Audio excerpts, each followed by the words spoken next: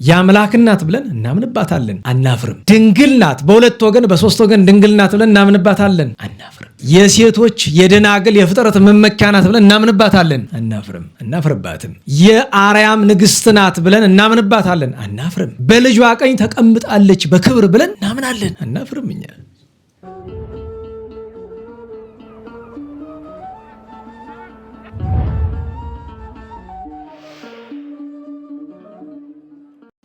በስመ አብ ወወልድ ወመንፈስ ቅዱስ አሐዱ አምላክ። በስመ አብ ወወልድ ወመንፈስ ቅዱስ አሐዱ አምላክ። በስመ አብ ወወልድ ወመንፈስ ቅዱስ አሐዱ አምላክ አሜን። ይትባረክ እግዚአብሔር አምላከ እስራኤል አምላከ አበዊነ ቅዱሳን ዘተሳሃለነ ወገብረ መድኃኒተ ለሕዝበ ዚአሁ።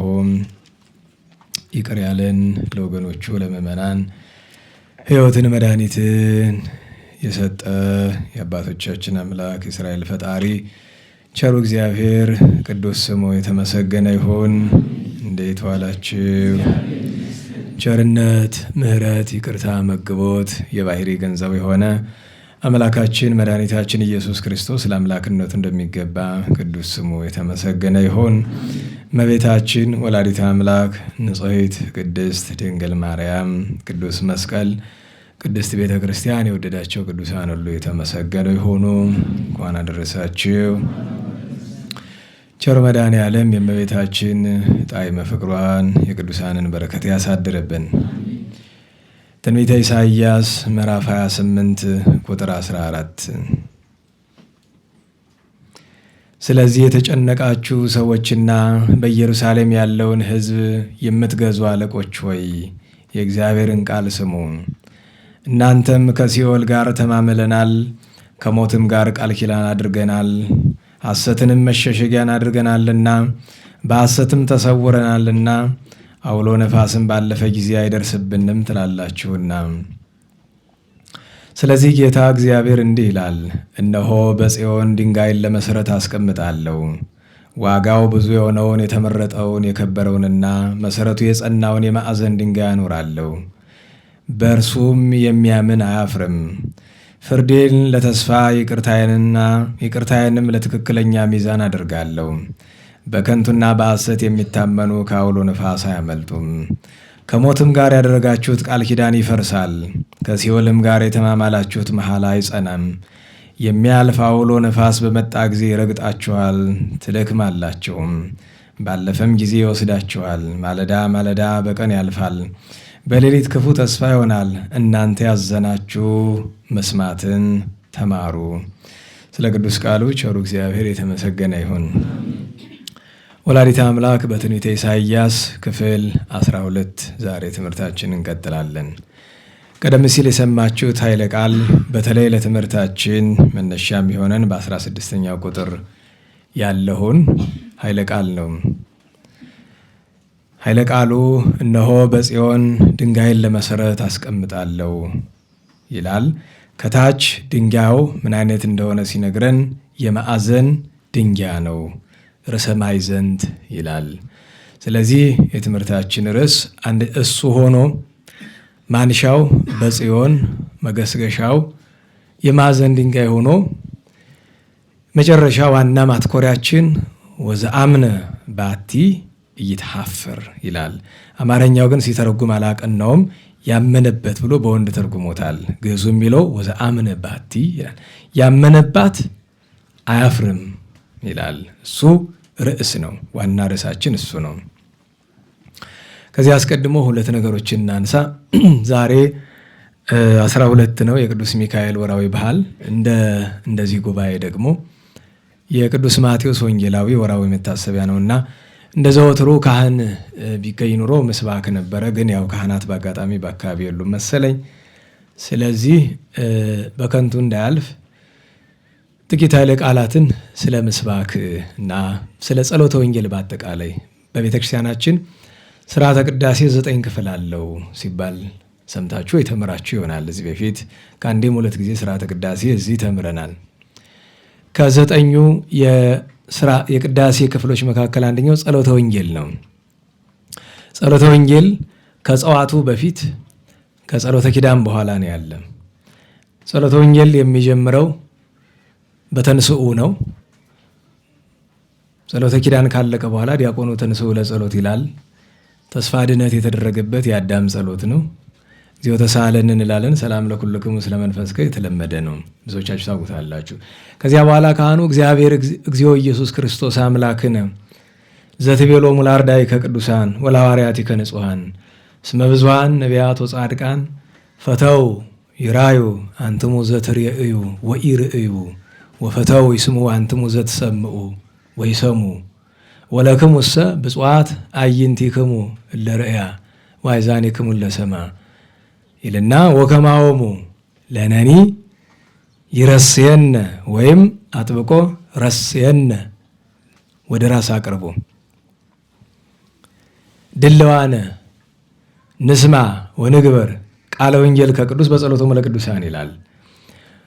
ኃይለ ቃሉ እኩሉ በቅዱስ ማቴዎስ ወንጌል በምዕራፍ 13 ያለ ነው። ጌታችን ሐዋርያትን ብዙ ነቢያት፣ ጻድቃን እናንተ የምታዩትን እርሱንም እናቱንም ለማየት ተመኝተው ድምጿን መልኳን እያደነቁ የእርሱንም የእርሷንም መልኳን እያደነቁ ድምጿን እያደነቁ የእርሱንም ይሴኒ ላዩ እሙሉ ደጓ ለማያው እያሉ እያደነቁ ኖረዋል።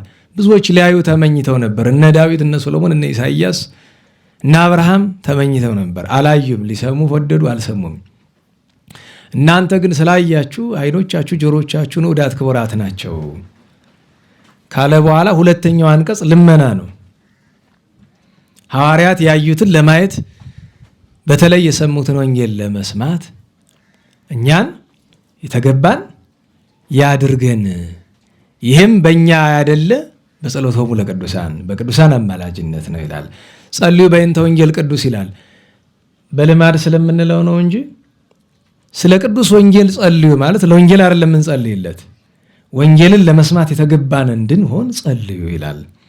በዚህ ጊዜ ካህኑ በውስጥ የሚጸልየው ጸሎት አለ። ከሀሌታ በኋላ ነው በእርግጥ የሚጸልየው እና ውስጡ ኃይለ ቃሉ ላይ ምን ይላል? አኮ ዘንስም ባሕቲቱ በሰዓታትም ታውቁታላችሁ። የምንሰማው ብቻ ሊሆን አይደለም፣ አላ ንግበር እንድንሰራ ነው እንጂ በከመ ሰማይነ እንደሰማን ከመ ይፍረይ ላዕሌነ ፍሬ ሰናየ በእኛ ላይ በጎ ፍሬ እንዲያፈራ ማለትም ሰምተን እንድንሰራው እየንተ አሃዱ 30 ወ60 ወሜተ ይህም ቃለ ወንጌል ነው አይደለም? እንደየስጦታችን 30 60 መቶ ፍሬ እንድናፈራበት ከመ ትስረይ አበሳነ ለሕዝብከ የወገኖችህን በደል ይቅር ትል ዘንድ ወነኩን ድለዋነ ለመንግሥተ ሰማያት ወንጌል ሰምቶ አንድ ሰርቶ ለማፍራት፣ ሁለት ቢበድሉ ስርየተ ኃጢአት ለማግኘት፣ 3 ለመንግሥተ ሰማያት የተዘጋጀ እንድንሆን የሚል ኃይለ ቃል አለ በውስጡ። ካህኑ የሚጸልየው በለውሳት ስለሚለው ብዙ ጊዜ አይሰማም። እኛ ግን ከዲያቆኑ ጸልዩ በእንተ ወንጌል ቅዱስ ሲል መልሰን ረስየነ ድለዋነ ለሰሚዐ ወንጌል ቅዱስ ወይም ይህ ማለት ይቻላል። ይረስየነ ካልነ የተገባን ያድርገን ነው። ረስየነ ካልነ አድርገን ነው ተገባን። ወንጌልን ለመስማት ያን ያክል ጥንቃቄ ይደረጋል። እንዲያውም በገጠር ብትሄዱ ካህኑ ከማንበቡ በፊት በትእዛዝ የተጻፈ አለ አይደለም? ምሳሌ ቅዱስ ማቴዎስ ከሆነ ባርክ ነገረ ዘወንጌለ ቅዱስ ማቴዎስ፣ ማርቆስ፣ ሉቃስ ረዲከ ሐዋርያ ከሊል ይችላል። ረዱ ሐዋርያሁ ለእግዚእነ አምላክነ መድኃኒነ ኢየሱስ ክርስቶስ ሊል ይችላል። ለክብረ መንግሥቱ ይደሉ ስባሄ ወይም ስብሐት ወትረ እምድ እስከ አርያም ለዓለመ ዓለም ይላል። የቅዱስ ዮሐንስ የሆነ እንደሆነ ግን ዝቃል ዘእግዚእነ አምላክነ መድኃኒነ ኢየሱስ ክርስቶስ ለክብረ መንግሥቱ ይደሉ ስብሐት ወትረ እምድ እስከ አርያም ይላል። ከዚያ አያይዞ ካህናት ከወንጌል ዓላማ ከመስቀል ዓላማ ከተማ አያናውፀን ብለው ነው የሚያነቡ። ከዛ ወንጌል ዘማቴዎስ ዘማርቆስ፣ አሁን ዛሬ ማቴዎስ ስለሆነ ዘማቴዎስ ወንጌል ዘማቴዎስ ተብሎ ይነበባል። ከዚያ ከሱ የሚቀድም ግን ምስባክ አለ። እንደምታውቁት ምስባክ ከዳዊት ብቻ ነው የሚመረጥ ከ150 ዳዊት። አባቶቻችን ምስባክ ከዳዊት የተወሰደበት ምክንያት ዳዊት ልበ አምላክ ስለሆነ በአምላክ ልብ የታሰበውን ለማወቅ ሀብት ስለተሰጠው የአምላክን ፈቃድ እንድናውቅ በሱ ምክንያት ነው። አንድ ሁለተኛ ዳዊት ያልተናገረለት ምንም ምክንያት ስለሌለ፣ 3 ለወንጌል መቅደሙ ዳዊት ነው። የወንጌል መቅድሙ ትንቢት ነው። የትንቢት አክሊሉ ደግሞ ዳዊት ነው፣ የቅዱስ ዳዊት መዝሙር ነው።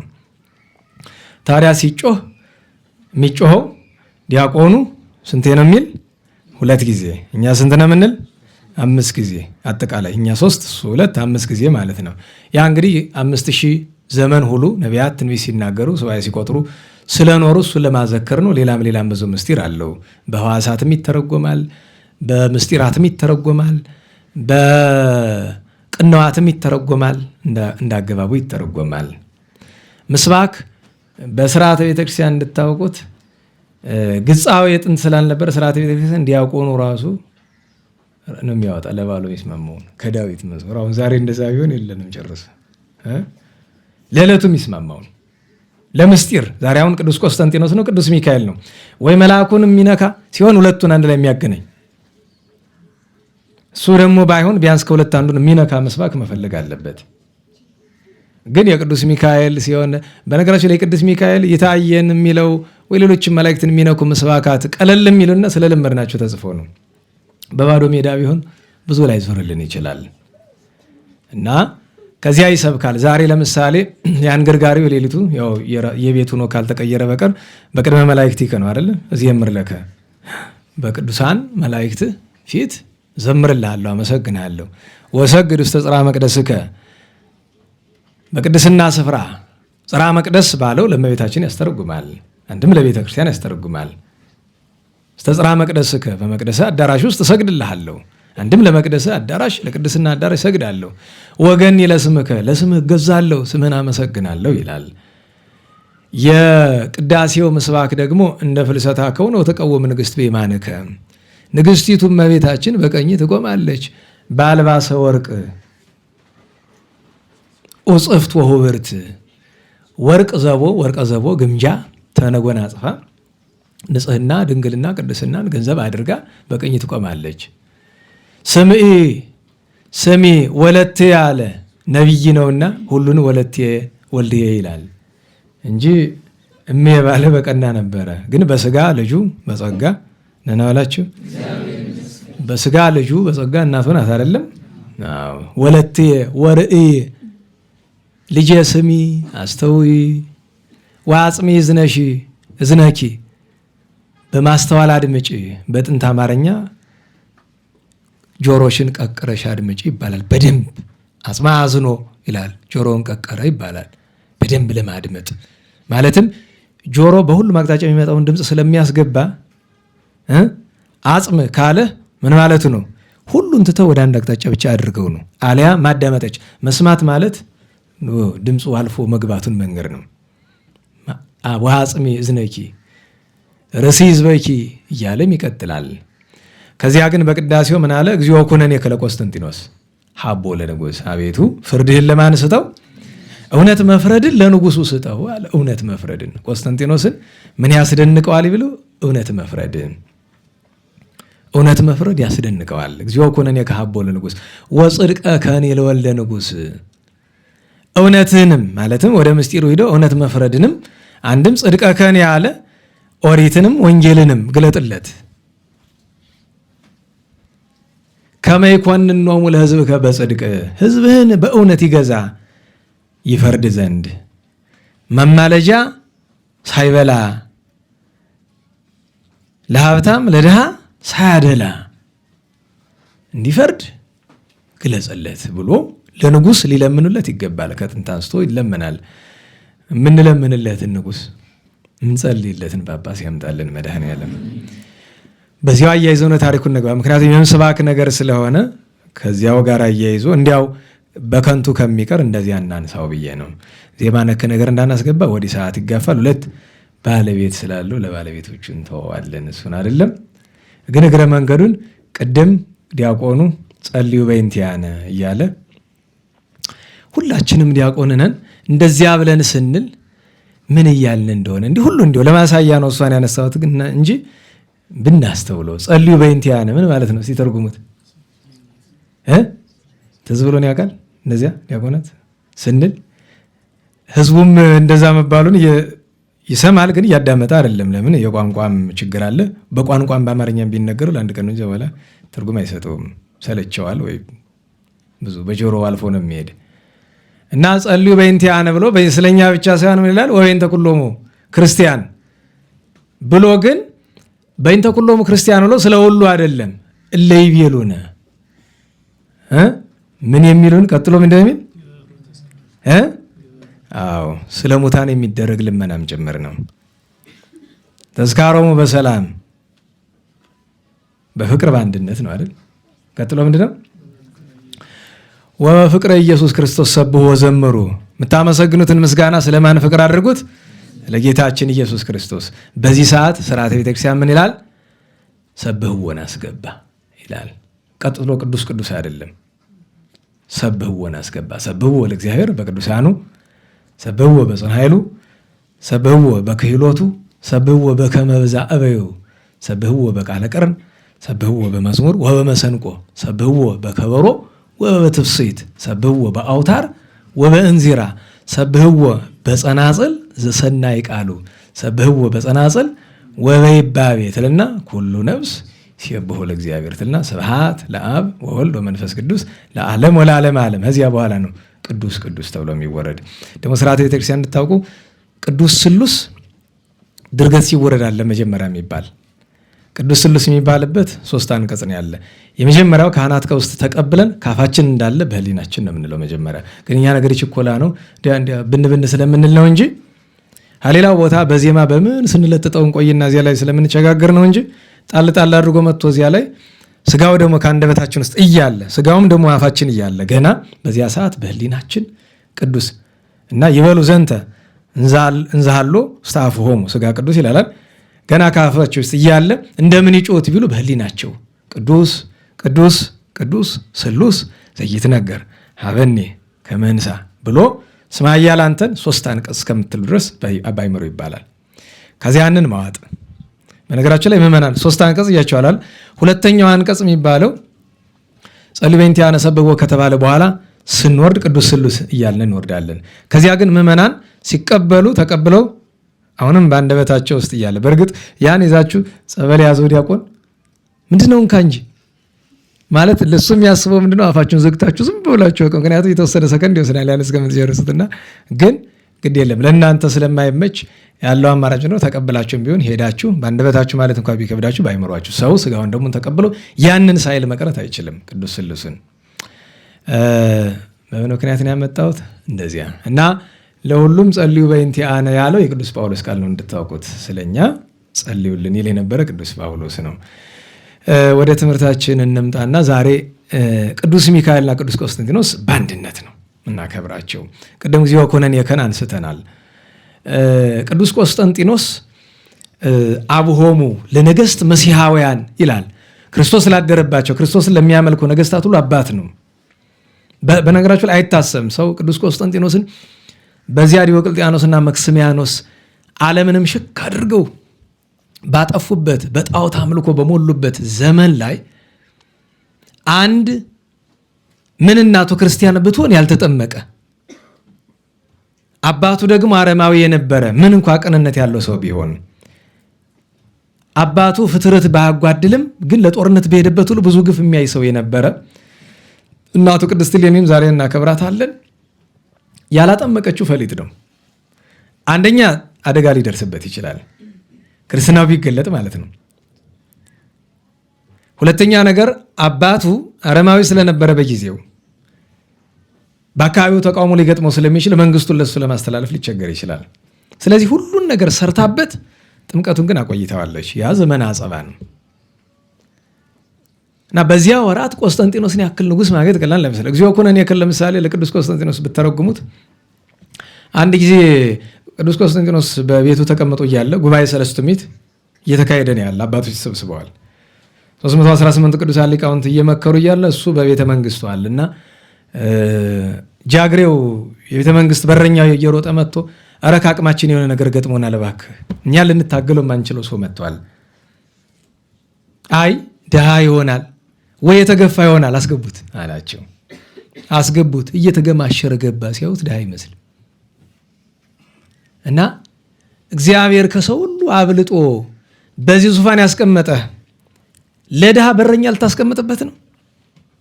ለተገፋ ብሎ ተቆጥቶት እንካይን ደብዳቤ ይህን ደብዳቤ የሚመስል እምነት ያለው በሙሉ እውነተኛ ነው፣ ሌላው ግን መናፍቅ ነው። ይሄን ወቅ ብሎ ያን ደብዳቤ ሰጡት። ጣራውን ሰንጥቆት አረገ። ሚካኤል ነበረ እንድታውቁት መልአኩ። እንዴት ቢሉ የገሊላው ጳጳስ ሲመጣ ከመንገድ አርዮሳውያን ክርስቲያኖችን ሲገሉ ያገኛል።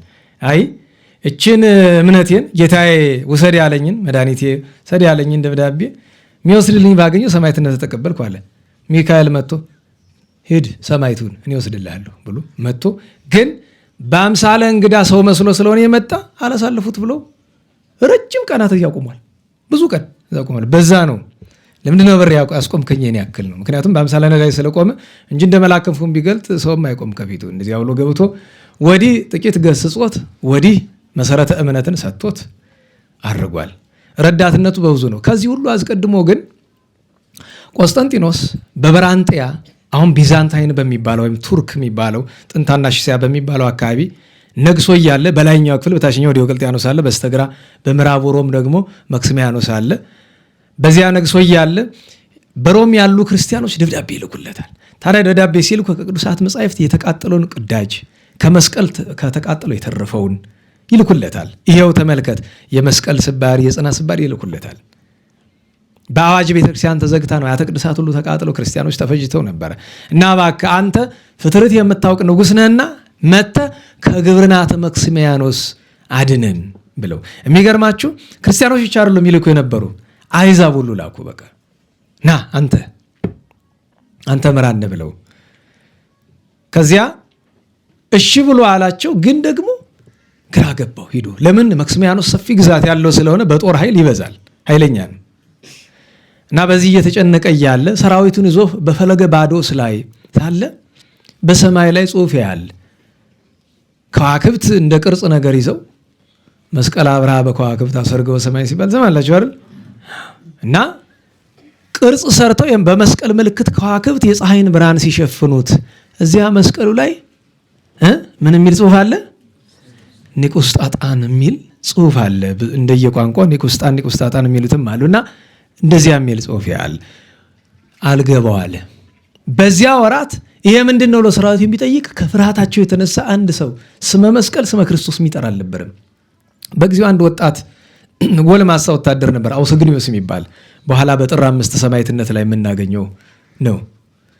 እሱስ መጥቶ ይሄ የጌታችን ኢየሱስ ክርስቶስ ቅዱስ መስቀል ነው፣ እዚህ ላይ የተጻፈው በዚህ መስቀል ጠላትን ድል ማድረግ ትችላለህ ነው የሚል ብሎ ተረጎመለት። መንፈስ ቅዱስ ያደረበት አንድ ወታደር እሱ ነግሮታል። ግን ቅዱስ ቆስጠንጢኖስ አንድ ወታደር አምኖ መሄድ ከባድ ነው።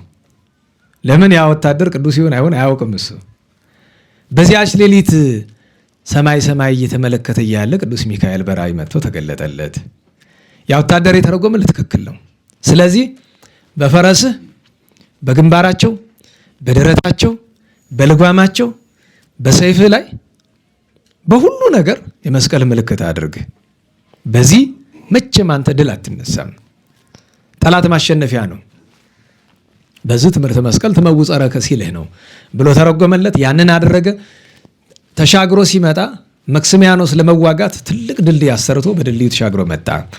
መጀመሪያ ላይ የታዘዙትን ወታደሮች እንደሚገባ ስላላደረጉ መክስሚያኖስ መጋፋት ጀመረ። ከዛ ቆስጠንጢኖስ ሲመለከት እንዴ ለምንድን ነው የነገርኳችሁን የማታደርጉ ብሎ ሁሉም መስቀሉን ወደፊት፣ ጋሻም ላይ መስቀል፣ ሰይፉም ላይ መስቀል፣ ፈረሶቹ በየተለያየ ስፍራ። ያ ሲመጣ የመክስሚያኖስ ሰራዊት ከአጋንንት ሰራዊት አጋንንት ጋር ስለነበረን ይመጣ ደነገጡ፣ መሸሽ ጀመሩ። ሲሄዱ ድልድዩ ላይ ሲደርሱ ሚካኤል ነበርና በዚያም በዚህም ድልድዩ ሁለት ቦታ ሰበረባቸው። በሙሉ እንደፈሩን እዚያው ሰጥመው አለቁ። ቅዱስ ቆስጠንጢኖስ በድል አድራጊነት ሮም ከተማ ሲገባ ክርስቲያኖች በሙሉ ወንጌሉን መስቀሉን እየያዙ ወጥተው እግዚአብሔርንና ቅዱስ መስቀሉን አመሰገኑ። ቆስጠንጢኖስንም መረቁት።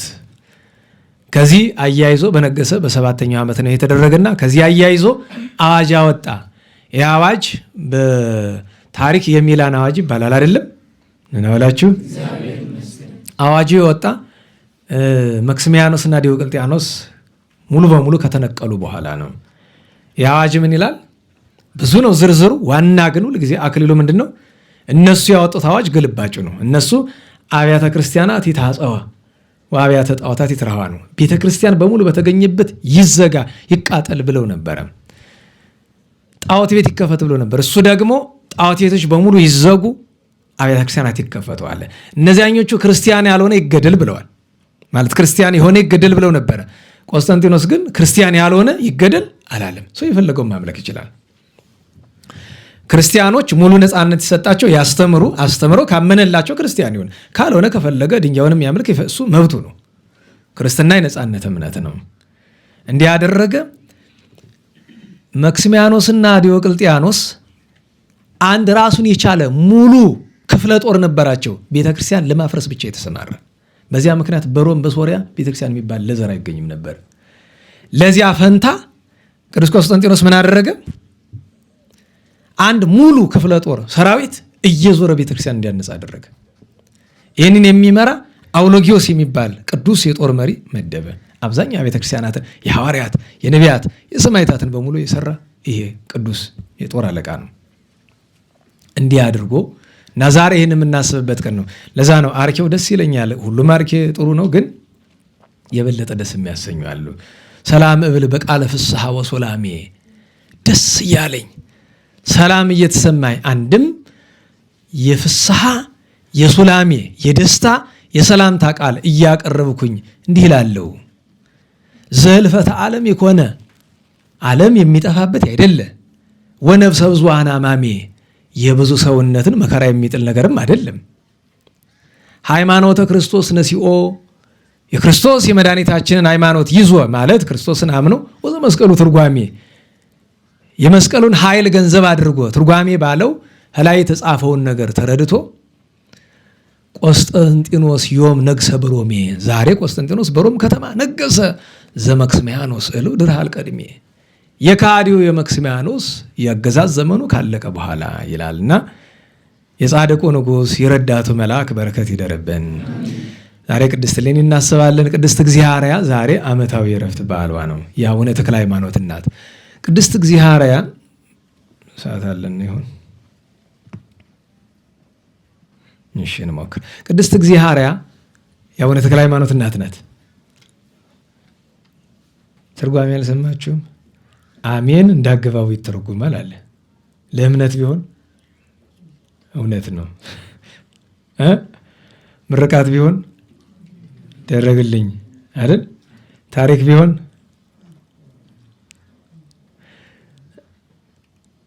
የሆነ ነገር ሲባል እንትና ሰሞኑን የሚመላለስ አንድ ቪዲዮ አለ በየኢንተርኔቱ። የሆነ ገበሬ በቅሎ ላይ ተቀምጦ ይፎክራል። ግን ፉከራው 100% ወንጌል ነው ጠቅላላ። የዚህ ዘመን ማንም እኔ ነኝ ያላስተማሪ የማይሰብከው ወንጌል ጨዋ አንደኛ ያንኑ ትምህርት ምን አገኘው? ገጠሪያውም እዚያ ያለው ከቦ በሙሉ እኔ በነገራችሁ ለቅሶ ላይ ነው። ኋላ መጨረሻው አካባቢ ይታወቃል ለቅሶ ላይ እንደሆነ።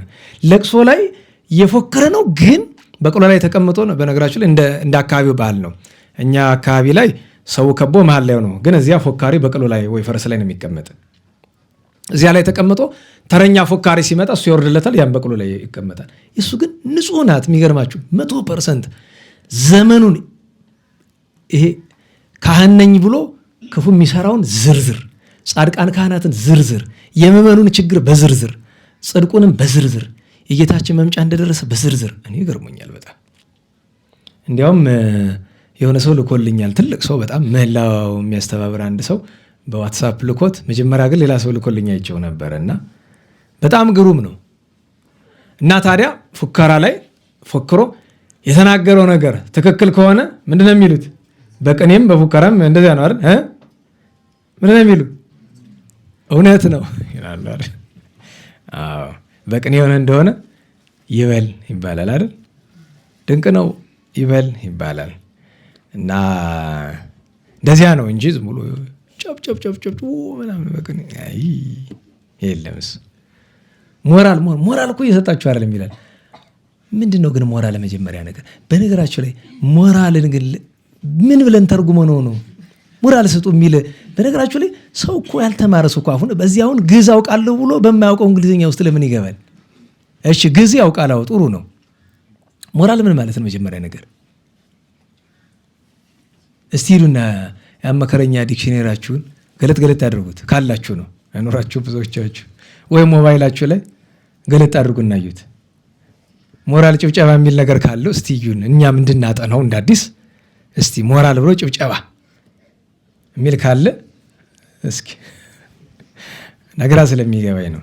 እኔ እውነቴን ነው። እዛ ደቀ መዛሙርት ሊመረቁ ሲሉ አንዳንድ ኮርስ ከተጠራሁኝ መጀመሪያ የምላቸው ነገር አደራችሁን ስትሰብኩ እንግሊዝኛ እንዳታስገቡ።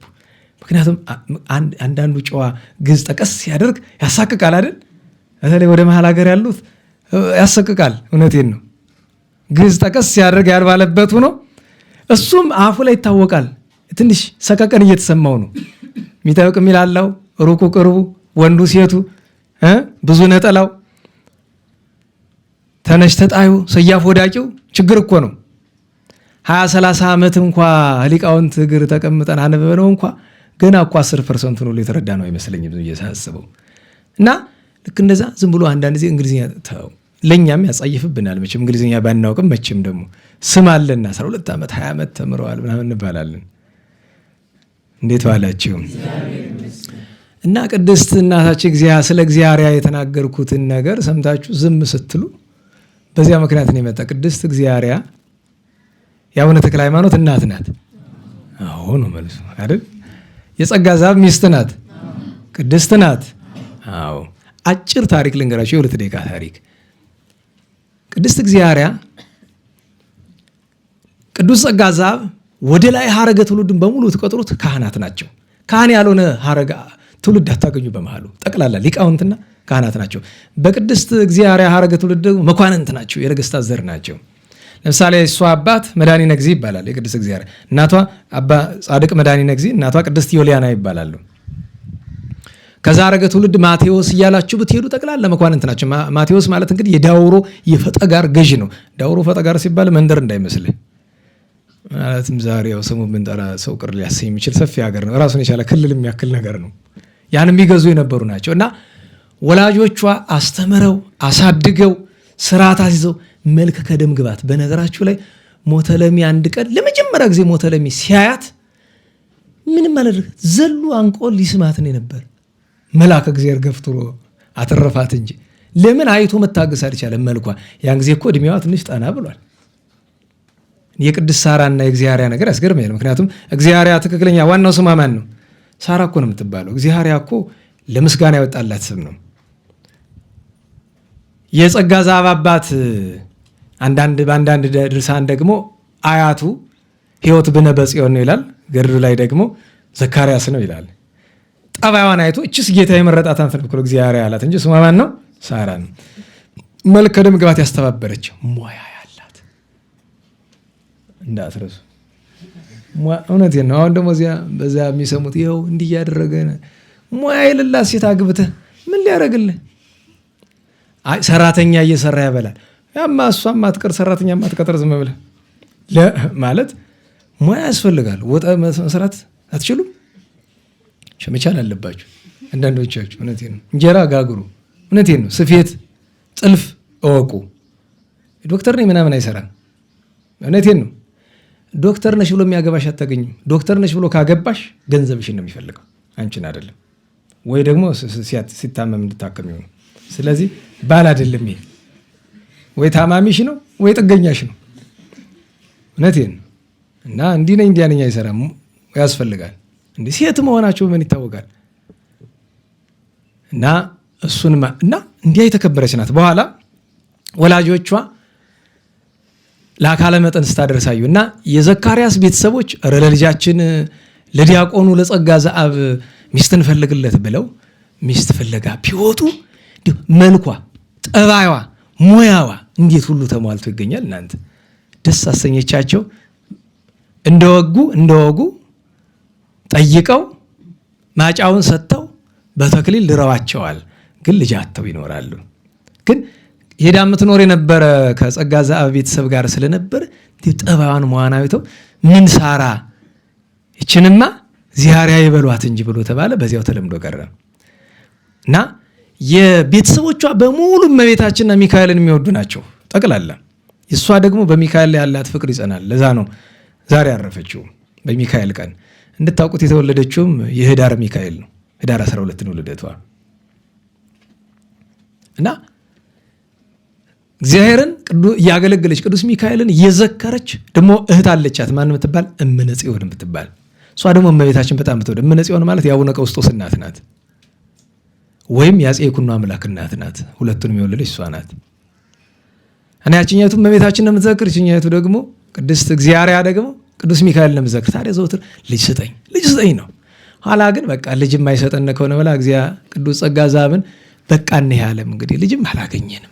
ታዲያ እዚህ ዓለም እኔ እናንተ ባልጋ መተኘታችን ልጅ የማያስገኝ ከሆነ ምን ያደርግልናል? ምን ፋይዳ አለው? ላንተም ለኔም አያስፈልገንም እኮ ሀብት ንብረታችን ለድሃ አካፍለን አገልጋዮቻችን ነፃ ወጥተን እንመንና አለችው። አይ እህቴ እስቲ ጥቂት እንታገስ፣ የችኮላ እንዳይሆንብን ኋላ ጸጸት እንዳይመጣ አላት። የለም ከልቤ ነው። ተከራከሩ፣ አሸነፈችው። ግን ጥቂት እንታገስ በሚለው ተስማሙ። ግን ያሸነፈች እሷ ነበረች። ከዚያ በኋላ መከራ መጣ። እግዚአብሔር ቸርነት ሊያደርግላቸው ሲፈልግ መከራው መጣ። ሞተለሚ የሚባል ሰው አንድ ጊዜ መጥቶ ነበረ። ጦርነት መጥቶ ማን ጋር ይገጥማል? ከገላውዲዮስ ጋር።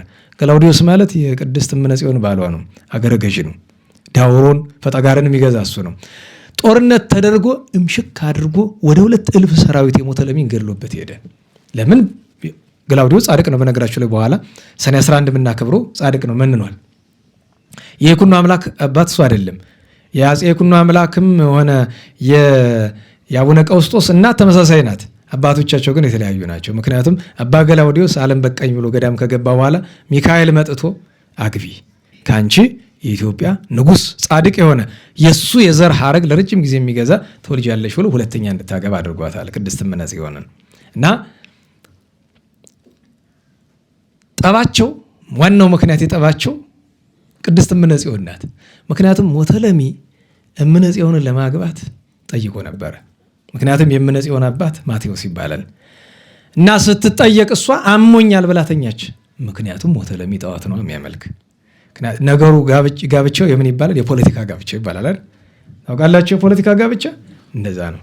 የእነ አፄ ዘርዓ ያዕቆብ ሚስት እኮ ከሀዲያ የመጣች ናት። ስሟ ተቀይሮ ነው እንጂ እኮ እስላም ነው የነበረች። ግን በኋላ እሷን የሚያክል ክርስቲያን አልተገኘም እኮ። ብዙ የኢትዮጵያ ንግስታት ከሌላ እምነት የፖለቲካ ሆኖ ግን የተሳካ ጋብቻም አለ እና በዚያ ምክንያት ቂም ይዟል። የሚፈልግ እሷን ነው። ገላውዲዮስን ገሎ እሷን መውሰድ የሚፈልግ ሊያገባት ስለፈለግ ድጋሚ በሁለተኛ ሲመጣ ግን ገላውዲዮስ አልቻለውም። ብዙ ሰራዊቱን አጥፍቶ ጽላልሽን ይሄ ዞረር የሚባለው ዙሪያውን በሙሉ አጥፍቶ ሁለቱን ሴቶች ማርኳቸው ሄደ። እግዚአርያንና እምነ ጽዮን ሁለቱንም ይዟቸው ሄደ። ጸጋ ዛብ አመልጦ ሄዶ ባህር ውስጥ ገብቶ ቅዱስ ሚካኤል እዚያ ውስጥ የበረሃን ድንኳን ሰርቶለት ተረፈ። ከዚያ በኋላ ግን ሀዘንና ለቅሶ ነው። በቃ ሀገሩ በሙሉ አብዛኛው አልቆ ጥቂት ነው ቀርቶ የነበረ። እነዚህ የተማረኩ በነገራችን ላይ የቅዱስ ሚካኤልን ዝክር ሲዘክሩ ነው መጋቢት 12 ቀን። እንግዲህ በእኛ ብናስበው እንዴት ሚካኤል እንዲያደርግና ያሰኛል አይደል? ወሰደ 10 ቀን ሙሉ ወርቅ አልብሰው ምግብ ያቀርቡላቸዋል። ወስዶ መጣል ምግብ ያቀርብ። ምክንያቱም እዚህ በፊት ስናስተምር ለአንዳንዱ ሰው አይገባውም። ስመ አጋንንት የተጠራበት ምግብ እኛ እንበለም። የአሕዛብ ምግብ ማለት እሱ ነው። በጣም ቢረበንና አማራጭ ብናጣስ ጸሎት አድርገህ ባርከው። እምነት ላለው እግዚአብሔርና እምነ ጽዮን 10 ቀን ሙሉ እንቅልፍም የለም ምግብም አይበሉ። እንቅልፍም የማይተኙበት ምክንያት ምንድን ነው? አንደኛ ሴት ናቸው፣ ጥንቃቄ ያስፈልጋል። በዙሪያቸው ያለ ብዙ ነውረኛ ስላለ። ሁለተኛ ነገር ጸሎት ነው፣ ትጋህ ነው። ሚካኤል ወዴት ነው? እምነ ጽዮን እመቤታችንን ትጠራለች፣ ገብርኤልን ትጠራለች፣ ገብርኤልን ትወዳለች። በ10ኛው ቀን ሰርግ ተደግሶ መጀመሪያ ሁለቱን ሊያገባቸው አንድ ላይ ማለት ነው። ቅድስት እግዚአብሔር ሚካኤልን አንድ ነገር ወቅሳለች። ወቀሰዋ ምንድን ነው? ልጅ ስጠኝ እያልኩ ስለምን ኑሬ ከንጹህ ካህን ሳትሰጠኝ ለአረመኔ ያሳልፈ ትሰጠኝ? ረድኤት ወዴት ነው ትለዋለች። ዝም ኋላ መጨረሻ ለጣዖት ስገዱ ብሎ ሲሏቸው እምነ ጽዮን ተነስታ በእግሯ ብትለው ተንክባሉ ብትንትን በወርቅ በምናምን ተሰራው። አየህ ሴት ትላለህ። ታዲያ ምንድነው? በቀደ አረጋዊ መንፈሳዊ ብያቸዋለሁ። ሐራዊ ገዳም ሲለው ምን ሐራዊ ገዳም አረጋዊ መንፈሳዊ በለው እንጂ ሴት ይሄን ያህል ኃይል አላት እኮ ረግጣታለች። ምን ያመጣል? ቢበዛ ቢገላት ነው። ያን ጊዜ ተበሳጭቶ ሰይፍ እመዛለሁ ሲል ሁለቱ ሊቃነ መላእክት ሚካኤልና ገብርኤል ከች እዚያ ቢወርዱ እዚያ ያለ በሙሉ ሆጭ አለ። ሞተ ለሚ አብዶ 25 ዓመት ኖሯል። በዛ ምክንያት 25 አቡነ ተክለ ሃይማኖት ናቸው ተወልደው አድገው ሄደው ያዳኑት። ሁለቱንም ገብርኤል ተሸክሞ እሷን ወስዶ ዳውሮ ለባለው ለገላውዴዎስ ሰጣት። ቅድስት እግዚአብሔርን ተሸክሞ አመጥቶ በቤተ ክርስቲያን ውስጥ አስገባት። ሚካኤል ራሱ አሁን ሄጄ ቦታውን አይቼዋለሁ። እግዚአብሔር ሲያጥንበት የነበረው ቤተ ክርስቲያን ማን ነው? ጸጋ ዘር ሲያጥንበት የነበረው ቅድስት እግዚአብሔርን ተሸክሞ አመጥቶ ያስገባበት ቤተ ክርስቲያን ማለት የአቡነ ታዲዮስ ስዕል ይታያችኋል። ወዴት ነው ያለ? ቤት አይኔ እኔ ያለክማል። ኧረ የለም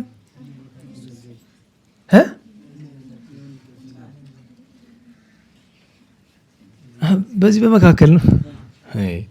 ይሄን ያህል እንዲያው እዚህ ልቅርብ። ቅድም ራሱ እዛ ቁጭ ብዬ ወደ ርቀት እያየሁ ዛፉ ይታየኛል አይታየኝም፣ ይህ አይን እንዴት ነው እያልኩኝ ስራ ፈትቼውን እንጂ ይሄ ስዕል አድኖ ማለት ያ ቤተ ክርስቲያን ራሱ ነው። እዚያ ውስጥ ነው የወጣ ታውቃላችሁ። ይሄ ስዕል አድኖ የገዳሙ ነው ዋና ቅጂው ነው። በነገራችሁ ላይ ኮፒ እንዳይመስላችሁ ዋናው ቤተ ክርስቲያኑን ላነጸችላቸው ሰው ስዕሉን ሲሰጧት አይ ይሄ ለኔ አይገባም ለዝክረ ቅዱሳን የሚገባ ብላ ሰጣ ነው። እዛው ቦታ ነው እጄ ተቀብዬ ይዤ መጣሁ። እዚያው ቦታ ማለት ነው። እዚያው ቦታ ላይ ነው ያታምር የተደረገ። ታዲያ ጸጋ ዘአብ ሲያጥን ቆይቶ ቢወጣ ሰው የለም ብቻውን ነው ሚያጥን። እንዳይቀድስ ማን ጋር ይቀድሳል? አብዛኛው ካህን አልቋል። ስለዚህ ማይጠንት ነው ጧት ማታ እና መጣ ተሸፋፍና ስታወራው መቼም ብዙ ነገር አለችው ለመፈተን። እንዲያው ሚስቱ የሞተችበት እንደዚህ አይነት ካህን አለ ተብሎ አንተን ላገባን የመጣው ሀብታም ነኝ ብዙ ወርቅ ብር አለኝ እንደዚህ ያናለች። አንቺ ምን ክፉ ነሽ እንዴ? አይሆንም እንዴ ሰው ከሞተ እሷ እኮ ሞታለች፣ እዚህ በኋላ ተስፋ የለም። ሚካኤል አለ ያስነሳታል። ከሞተችም አሊያ ደግሞ ይቀራል እንጂ ብሎ ኋላ ጥንካሬውን አድንቃ እኔ እንጂ እግዚአብሔር ነኝ ብላ ኋላ እንዲያው ተሸፋፍነሽ ነው ድምፅሽማ እሷን ይመስላል እንዲያ ብለው ኋላም ቅዱስ ሚካኤል መጥቶ የምስራች ነግሯቸው አቡነ ተክለ ሃይማኖትን ወልደው አቡነ ተክለ ሃይማኖት ተወልደው ታኅሳስ 24 ተወልደው ታኅሳስ 26 እሁድ ነበረ እና ቤተክርስቲያን ቅዳሴ እየተቀደሰ ከእናቱ እቅፍ ላይ እንደተቀመጠ አሐዱ አብ ቅዱስ አሐዱ ወልድ ቅዱስ አሐዱ ውእቱ መንፈስ ቅዱስ ይላል። እንግዲህ የሶስት ቀን ሕፃን አስቡት እና ተደንቃ ልጄ ይሄ ያንተ ስራ አይደለም ያባትህ ነው፣ አንተ ዝም ብለህ ጥባ መጥባት ነው ያንተ ስራ ብላለችው ይባላል። ኋላም ብዙ ነገር እቤታቸው የሆነ ነገር ሲጎልባት ለድሃ የምትሰጠው ስታጣ ልጅ ጣትህ እንደዚህ ዘርጋ ትላለች፣ እንደ ታስታርቀዋለች። በል እንደዚህ አድርግ እጁን ይዛ ታስባርከዋለች፣ ይሞላል። እና አቡነ ተክለ ሃይማኖትና አቡነ ቀውስጦስን አዝላ አቅፋ በስርዓት አስተምራ ሳድጋ አቡነ ተክለ ሃይማኖት 19 ዓመት ከመንፈቅ ሲሆናቸው እናታችን እግዚአብሔር ጸሎት አድርጋ በሚካኤል ቀን መልአኩ ራሱ መጥቶ ቃል ኪዳን ስምሽን የጠራ ብሎ ቃል ኪዳን ሰጥቶ በዚህች ቀን አርፋ ተቀብራለች። መቃብሯን ሄጄ በአካል አለ መቃብሩ እስካሁን ድረስ ቁልጭ ብሎ እንዳለ እንደው ተጠብቆ ነው ያለ። ስለተሳለምኩ ትልቅ ዕድል ይሰማኛል። ጽላለሽ ስትሄዱ እዚያ እሱ ይገኛል። ደብረ ጽላለሽ ኢቲሳ ላይ ማለት ነው። እና በእውነቱ እግዚአብሔር በረከቷን ያሳድርብን። በ17 ደግሞ የጸጋ ዛብ እናነሳለን። ሰዓቱን ገፍተነዋል። በጣም ሳብ አድርጎነ ታሪኩ ለዚያ ነው። ወደ ትምህርታችን እንምጣ። እንዴት ዋላችሁ? ወዘአምነ ባቲ ይትሐፈር ነው አይደል? ያመነባት አያፍርም ነው። ከላይ ጀምረን ጥቂት እናንብ። ስለዚህ የተጨነቃችሁ ሰዎችና በኢየሩሳሌም ያለውን ሕዝብ የምትገዙ አለቆች ሆይ የእግዚአብሔርን ቃል ስሙ ይላል። ተግሳጹ መጀመሪያ በጥሬው ለነሱ ነው። እናንተ ከሲኦል ጋር ተማምለናል። በነገራችሁ ላይ ትልቁ ህመም እሱ ነው። በብሉይ ኪዳን የነበሩ ሰዎች እስመ ምስለ ሞት ወሲኦል አልብነ መሐላ እንደማለት ብነ መሐላ ይላሉ። ሲኦል ምንም አይለንም። ሰው ባላየው መቀለድ ልማዱ አይደለም። እንደዚያ ይሉ ነበረ። ከሞትም ጋር ቃል ኪዳን አድርገናል፣ ሐሰትን መሸሸጊያ አድርገናል፣ በሐሰትም ተሰውረናል፣ አውሎ ነፋስም ባለፈ ጊዜ አይደርስብንም ትላላችሁ፣ ፄዋዊ አይመጣብንም፣ መከራ አይደርስብንም እያላችሁ ትመካላችሁ። ስለዚህ ጌታ እግዚአብሔር እንዲህ ይላል። እንግዲህ ለሚያምኑ ነው የተነገረ። እነሆ በጽዮን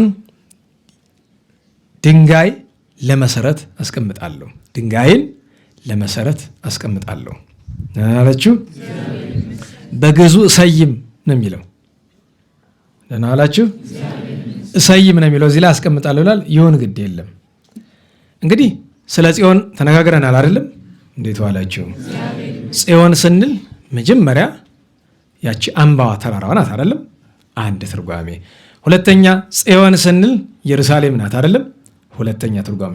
ሶስተኛ ጽዮን ስንል ቤተ እስራኤል ነው አይደለም? ስንት? ሶስተኛ ትርጓሜ። አራተኛ ጽዮን ስንል ታቦቱን ነው። ታቦተ ጽዮን ይባል የለ? አራት። አምስተኛ ጽዮን ስንል ቤተክርስቲያንን ነው። አምስት። ስድስተኛ ጽዮን ስንል መንግሥተ ሰማያትንም የሚልበት አንቀጽ ይገኛል። 6 ነው። መጨረሻ ጽዮን ስንል ዋና አምባ መጸጊያ የሆናችን ጽዮን ስንል ማንን ነው? እመቤታችን። በጽዮን ድንጋይን ለመሰረት አስቀምጣለሁ ብሎ እግዚአብሔር በነቢዩ አድሮ የተናገረ የመሰረት ድንጋይ የተባለ ማን ነው ቢሉ ለጊዜው ዘሩባቤልን ነው። ነገር ግን ለፍጻሜው እንሂድ ከተባለ በጽዮን የመሰረት ድንጋይ አኖራለሁ ብሎ ያለን አባቶቻችን አንደኛ ለኦሪት ተረጎሙ። ደህና ዋላችሁ። ለምን ተረጎሙ? ለኦሪት። ምክንያቱም ታች ያመነባት አፍር የሚለውን በኋላ እንመጣበታለን።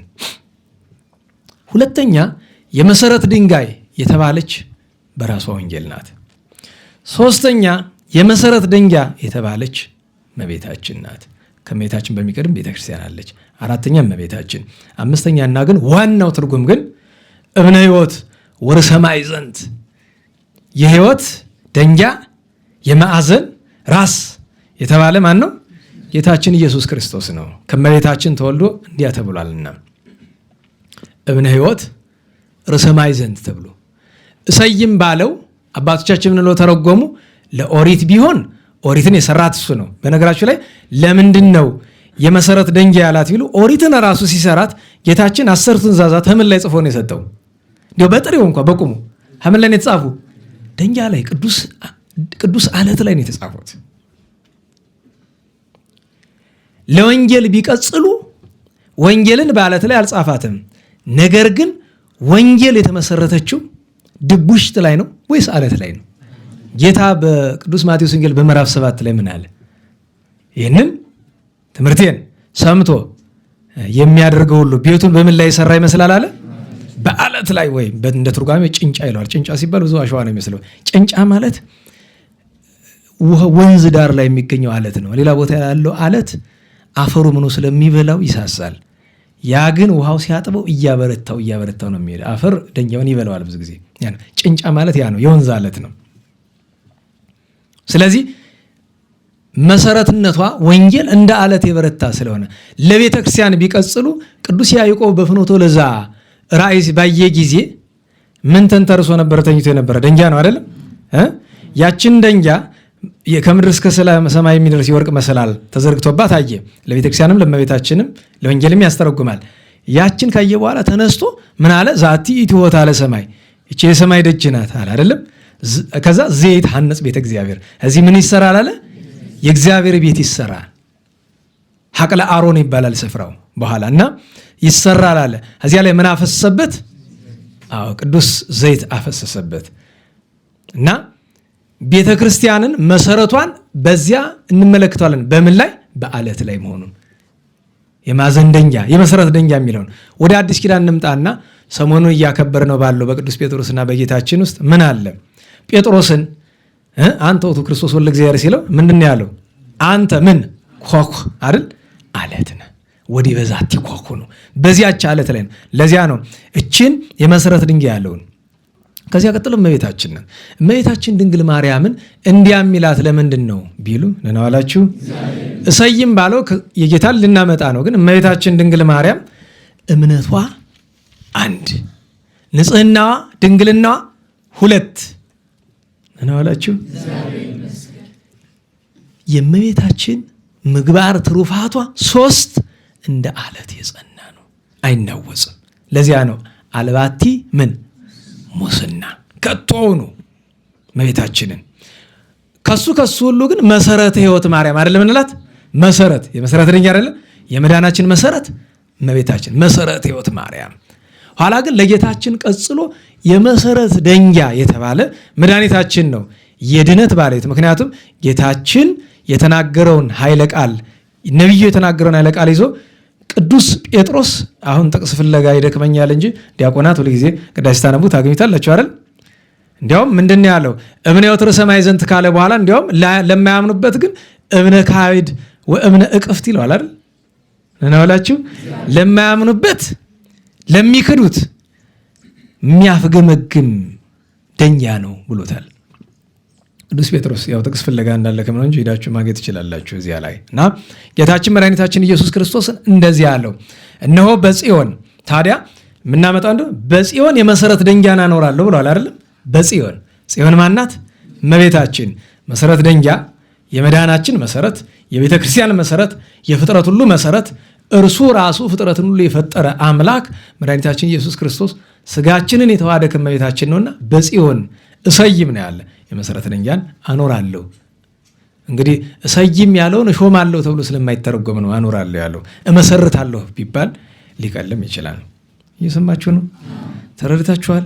ሀተታ እየገባችሁ ነው? አዎ ሀተታ ልመዱ። ሀተታ ይባላል። ያ በኋላ ከቀናነ ደግሞ ምስጢርም ሊመጣ ይችላል። ከቀናነ ነው እሱ። ግን ታዲያ ይህንን እብነ ሕይወት ይህንን የመሰረት ድንጋይ የመሰረት አለት ምን ይለዋል?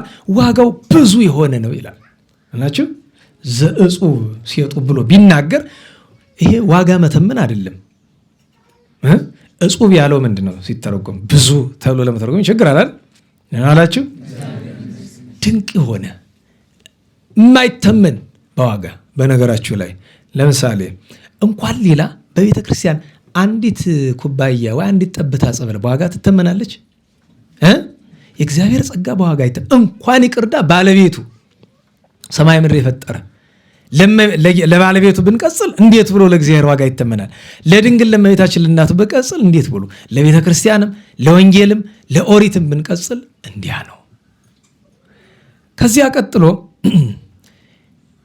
ዋጋው ብዙ የሆነውን የተመረጠውን የከበረውንና መሰረቱ የጸናውን የማዕዘን ድንጋይ አኖራለሁ አለ። አሁን እስካሁን ስነግራችሁ የነበረውን ነገር ሲገልጠው ምን አለ? አንደኛ ዋጋው ብዙ የሆነ፣ ሁለተኛ የተመረጠ። እንዴት ዋላችሁ? የከበረውን መሰረት። ከዚያ በኋላ ይህን የማዕዘን ድንጋይ ርዕሰ ማዕዘንት የማዕዘን ድንጋይ ጌታችን የሚባልበት ምክንያት እንድታውቁት እንዲያው በአምላክነቱ ሁሉን የተሸከመ ነው እሱ። ግን በስጋዌው መሰረት ድንጋይ ሲባል ታውቃላችኋል፣ ቤቱን ላይ የሚሸከመው ነው። አምላክነቱን መንገር ነው። ጸዋሬ ኩሉ መሆኑን መንገር ነው። የማዕዘን ድንጋይ ሲባል ግን ምን ማለት ነው? ግንበኛ አለ እዚህ ቤት አይጠፋም። ሙያ ያለው ሰው አይደለም ቤትን የሚሸከመው ታች ያለው ነው አይደለም? ታች ያለው መሰረቱን አይደል የሚሸከመው? ቤቱ እንዳይፈርስ ይዞት የሚኖር ግን ማን ነው? እንዴት ዋላችሁ? አረ በሞቴ እንዴት ዋላችሁ? ግንበኞች ሲሰሩ መለኪያ አለቻቸው አይደል? ምን ትባላለች? ውሃ ልክ። ለምንድን ነው ውሃ ልክ የተባለ? ህንፃውና ውሃው ምን አገናኘው? የሚያገናኘው አለ። መርምረው። አይ ስህተት እንዳይመስል አለው። አሁን ሁሉን ተናግረን አንዘልቀው አለ። ውሃ ልክ የተባለበት ምክንያት ለጊዜው ያቺ መለኪያ ውስጥ ውሃ ስለሆነች ነው። ዋናው ምክንያት ግን ውሃ ውስጥ ያለች ውሃ አይደለችም። ውሃ ልክ አይታችሁ ታውቃላችሁ? ውስጧ ምን አላት? ውሃ የምትመስል ነገር አለች አይደል? በሱ አይደለም የሚለኩበት። ግን ውሃ ልክ የተባለበት ምክንያት ሌላ ነው። ሌላ ጊዜ እንግዲህ ስለ ግንብ ደግሞ አንድ ቀን አወራን እንነጋገራል እንጂ አለው ታሪክ የራሱ ምክንያት አለው። እና ያችን የሚለኩባት ቦታ የትኛዋ ናት? የመደበኛ ግድግዳው ነው በውሃ ልክ የሚለኩት። ዋናዋ የምትለካ የት ናት? ማዕዘኗ ናት። የማዕዘን ድንጋይ ያቺ አይደለም ይቅርና መውጣት ትንሽ ዘባ ካለች ቤቱ አደጋ ላይ ነው። ማዕዘን ድንጋይ የሚል ምክንያቱም የክርስትና ሁሉ ነገሩ በስተቀኝ የክርስትና ምንድን ነው? መድኃኔ ዓለም ነው። በስተግራ ማን ነው? መድኃኔ ዓለም ነው። በፊት ማን ነው? መድኃኔ ዓለም ነው። በኋላ ማን ነው? መድኃኔ ዓለም ነው።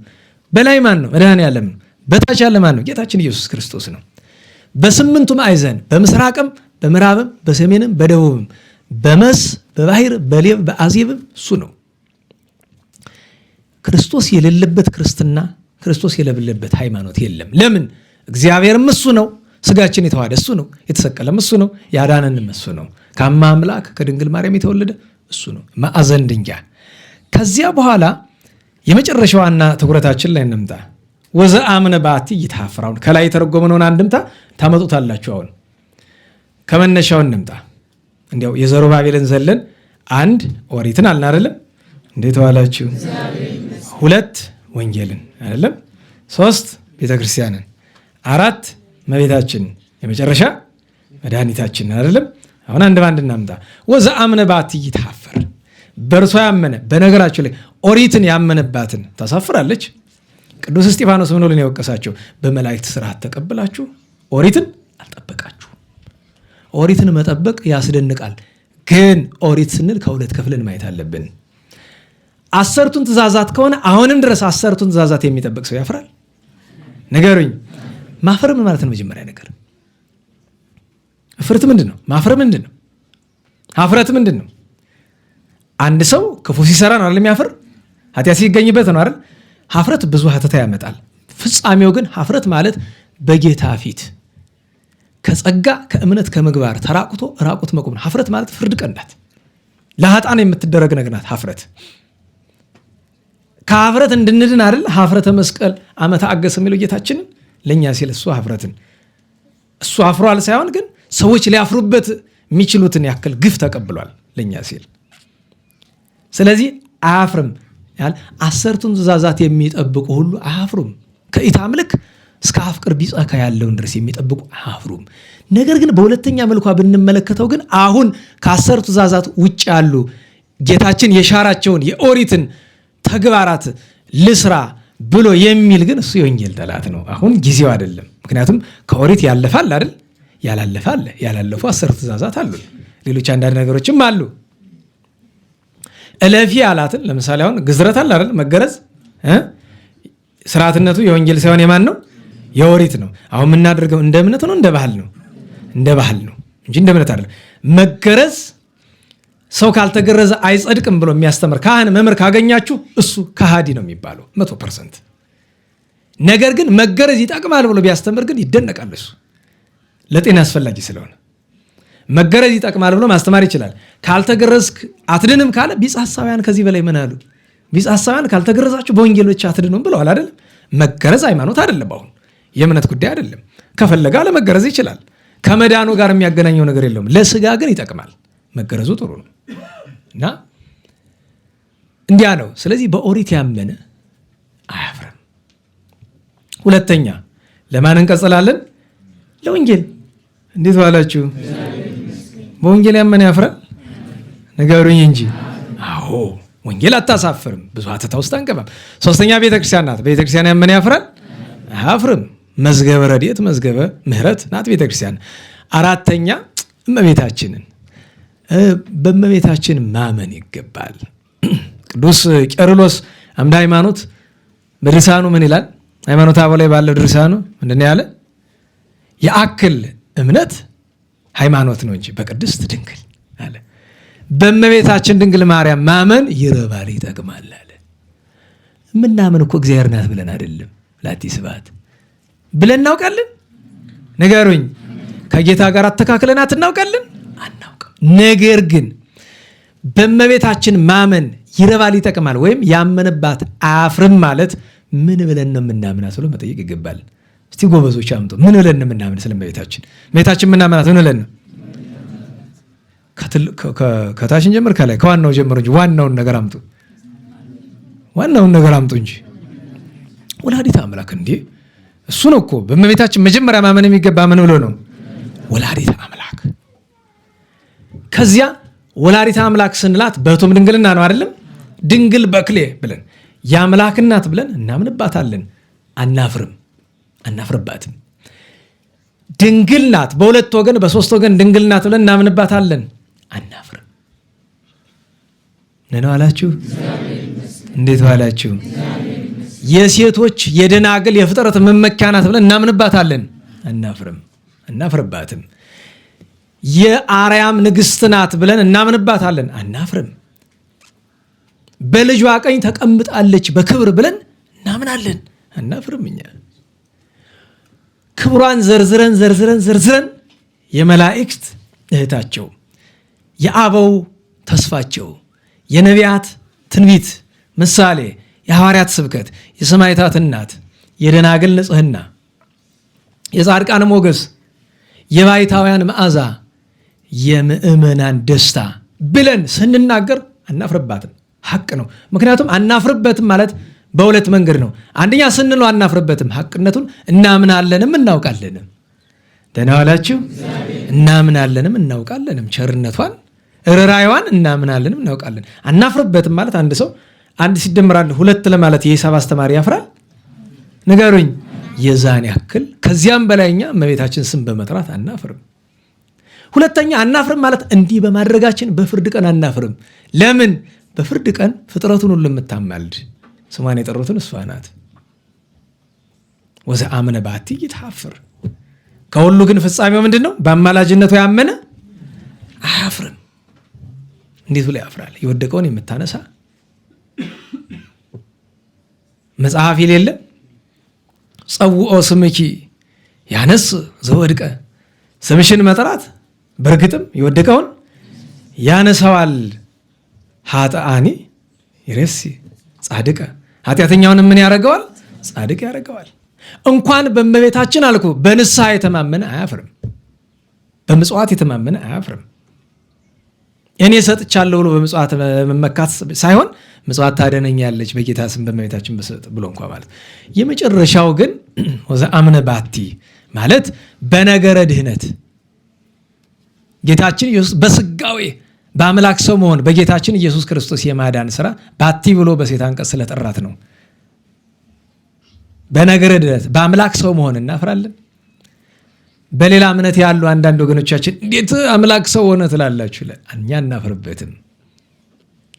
አምላክ ሰው ሆነ ብለን ስንል ደስ ብሎን ነው፣ አናፍርበትም። በነገራችሁ ላይ ብዙ ጊዜ ይጨንቃችኋል። እግዚአብሔር ነው ካላችሁ ተገረፈ፣ ተራበ፣ ተጠማ፣ አናፍርበትም። ለእኛ ድነት የተደረገ ነው። በእርሱ ያመነ ሁሉ ጌታችን ምን አለ በወንጌል? ዘይአምን በወልድ ቦ ሕይወት ዘለዓለም። በወልደ እግዚአብሔር ያመነ ምን አለው? የዘላለም ሕይወት አለው ብሎ ተናግሯል። ስለዚህ በጌታችን ኢየሱስ ክርስቶስ ያመነ በምድርም በሰማይም አያፍርም። ደግሞ ላለማፈር እኮ መገለጫ አለው። ለምሳሌ ጌታችን ኢየሱስ ክርስቶስ ስሙን ስንጠራ የማያሳፍረን በረቂቅ ነገር ብቻ አይደለም፣ የሚታይ ተአምራት ያደርግልናል። በስሙ ስሙን ጠርተን ድንቅ ይደረጋል አይደል? በምድር አያሳፍርም፣ በሰማይማ የባለቤቱ ክብር የሚገለጥበት በፍርድ ቀንማ አናፍርም። ስለዚህ እንዲህ ብሎ ነቢዩ ተናገረ። ከዚያ በኋላ ሌሎች ሐተታዎች አሉ። እርሱን ሰዓት ስለሌለን ለጊዜው እናቆየዋለን። የእግዚአብሔር ቸርነቱ የእመቤታችን ጣዕመ ፍቅሯ አማላጅነቷ በሁላችን ጋር ይሁን። በፍቅሯን በረከቷን ያሳድርብን፣ ከነቢዩ በረከትም ይክፈለን። ታምራት አጭር ተአምርን እናገርና እንጨርሳለን። እመቤታችን ድንግል ማርያም ነገረ ሥጋዌን ስላነሳን እመቤታችን ድንግል ማርያም ባረፈችበት ሰሞን ላይ አይሁድ ጉባኤ አድርገው ነበረ እና በጉባኤያቸው መካከል ከ600 በላይ አይሁድ ተሰብስበው ምን እናድርግ? የናዝሬቱ ኢየሱስ እናቱ እንደዚያ ታውፋንያ የሚባል ሰው ልክ እንደዚህ ሆነ። አሁን እሱን ተነሳ አረገ እያሉ ሲያወኩን እንደኖሩት አሁን ደግሞ እሷንም እንደዚያ ሊሉን ነው። ምን ይሻላል እያሉ ሲመካከሩ በመካከል አንዱ ተነስቶ ከመካከላቸው ትንሽ ቅንነት ያላቸው ስላሉ አንድ ጥያቄ አነሱ። የሚገርመው ነገር አይሁድም ነው። ምን አሉ?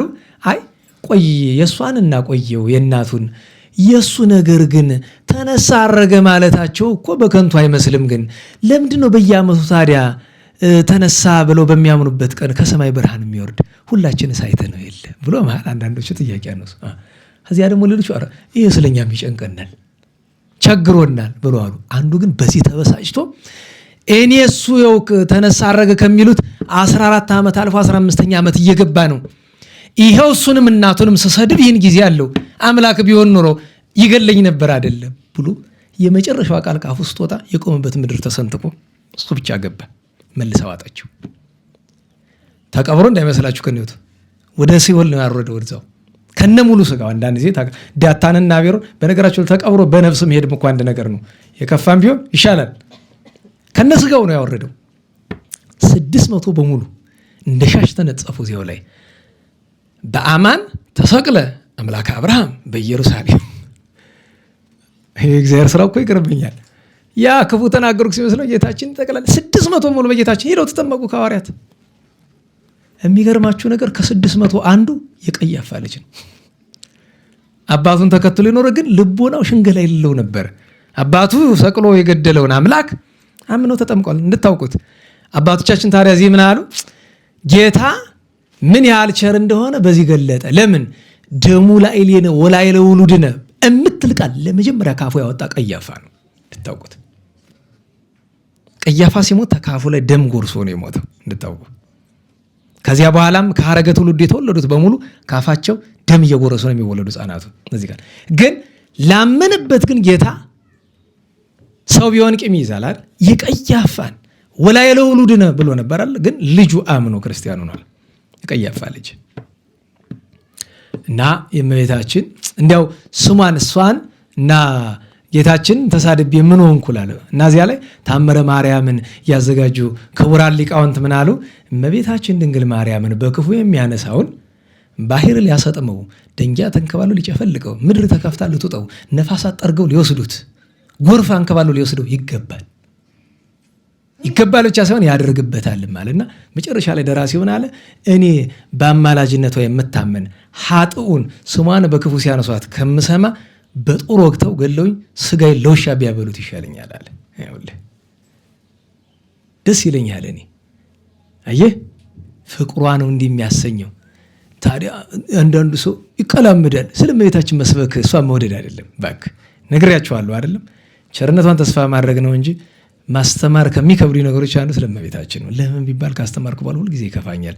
ምክንያቱም መነገር ያለበትን የተናገርኩት አይመጣጠንም። አሁን እቺ ለአንዳንድ ሰው ብዙ ሊመስለው ይችላል። አይደለም፣ ጥቂት ናት። ጥቂትነቱን መነግራችሁ ከቤተ ክርስቲያን ትምህርት አንጻር መመለካት አንችልም። በልቤ ከሚሰማኝ እንኳ የምናገረው ኃይለ አይመጥንም። የሚያስበው ናፌ ላይ የሚወጣው የለም። ምናልባት ይህችን ታክል ትሆናል የተፈቀደልችልኝ ለመናገር እና አንዳንድ ጊዜ በመቀናጣት አይሆንም። ይሄ ቅዱስ ሰው ታምረ ማርያም ሲዘጋጅ የነበረ ይሄ ታምረ ማርያም እችን አንቀጽ የጻፋት ቅዱስ ሊቅ እንዲህ ያለ በአደባባይ ነው ለዘላለም ሲነበብ የሚኖር ኃይለ ቃል ማለት ነው። የተአምሯ በረከት ይደርብን። ቀጥሎ ምን ተረጉመው መልካ ውዳሴ ስለጨረስነ ቀጥሎ ምንድነው መልካ አንቀጸ ብርሃን እንተረጉማለን። መልካ አንቀጸ ብርሃን እንደ መልካ ውዳሴ እናስረዝመውም 3 ቤት 4 ቤት እያየን ነው ምንሄድ። የመጀመሪያውን ኃይለ ቃል በጥሬ ዘር እንበልና ከዚያ በኋላ እንቀጥላለን።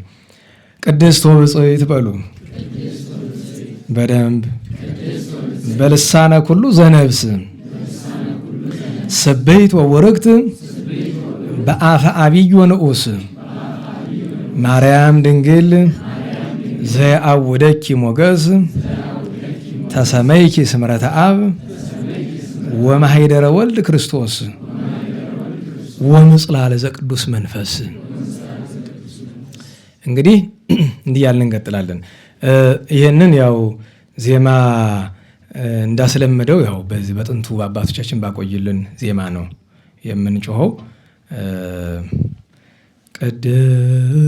ቅድስት ወብጽሕት በልሳነ ኩሉ ዘነብስ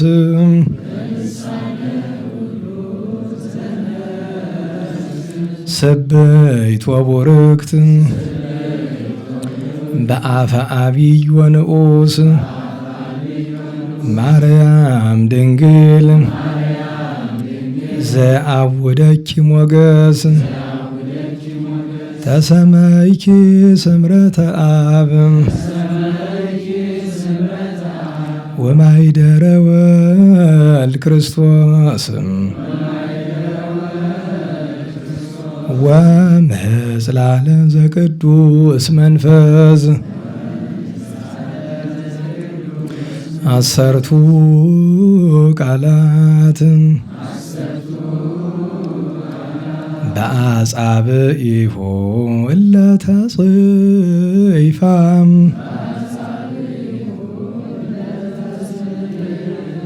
እምህላዊሁ ህላዊም ለስጋኪ አስተሳተፋ ማርያም ድንግል መራውተ ጽድቅ ዘእደኬፋ ተስፋ ተስፋ ይኩነኒ ተስፋ ጸውኦ ስምኪ ዘአልቦ ዘለፋ ቀዲሙ ዜናወነ አብ በየውጣ ሕግኪ ተጽፈ በእደ አልፋ ወቤጣ ማርያም ድንግል ለሐዘነ አዳም ተውላጣ ፍሬ ጸሎትየም ከመ ኢይቅስም አንበጣ በሐጹረ መስቀል ህጽሪ አፍአ ወውስጣ።